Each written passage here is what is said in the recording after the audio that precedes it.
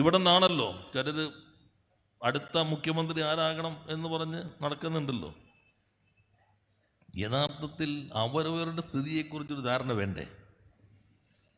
ശരിക്കൊരു ഭീഷണിയുണ്ട്. ഇപ്പോഴത്തെ പ്രതിപക്ഷ നേതാവിനും ഭീഷണിയുണ്ട്, മുൻപത്തെ പ്രതിപക്ഷ നേതാവിനും ഭീഷണിയുണ്ട്. അത് മുഖ്യമന്ത്രി സ്ഥാനത്തിനല്ല, പുറകിലോ മുമ്പിലോ ഒന്നല്ല, തൊട്ടടുത്തിരിക്കുന്ന ലീഗിൽ നിന്ന് വരുമോ എന്ന് മാത്രം ആലോചിച്ചാൽ മതി.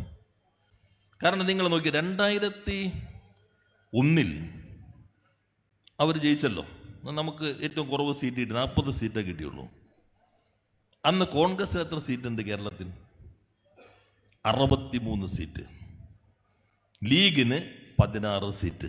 ലീഗിനേക്കാളും 47 സീറ്റ് കൂടുതൽ അന്ന് കോൺഗ്രസിനുണ്ട്.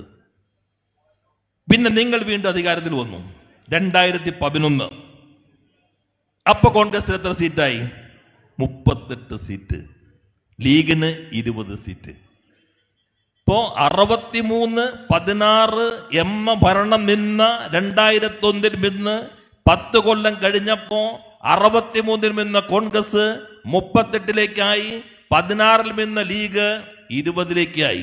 47 സീറ്റിന്റെ വ്യത്യാസം നിങ്ങൾ തമ്മിൽ ഉണ്ടായിരുന്നെങ്കിൽ 2011 എത്തിയപ്പോ അത് ഈ ചെറിയ വ്യത്യാസത്തിലേക്ക് 18-ഉം 33 അല്ല 20-ഉം 33 വ്യത്യാസം, 13 സീറ്റിന് വ്യത്യാസമുള്ളൂ.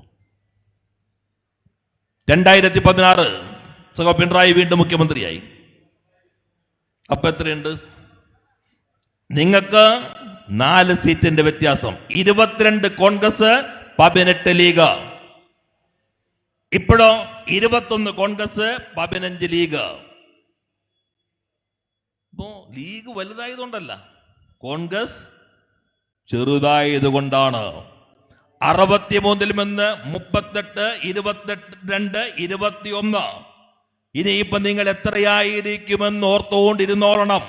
ഈ ഗവൺമെന്റ് ഇങ്ങനെ തന്നെ പ്രവർത്തിക്കുകയാണെങ്കിൽ ഒരു കാര്യം ഉറപ്പിക്കാം, കരുണാകരൻ എങ്ങനെയാണോ പ്രതിപക്ഷ നേതാവായിരുന്നത് അതേ 2 അക്കം തികയ്ക്കാത്ത രൂപത്തിലേക്ക് നിങ്ങൾ മാറും.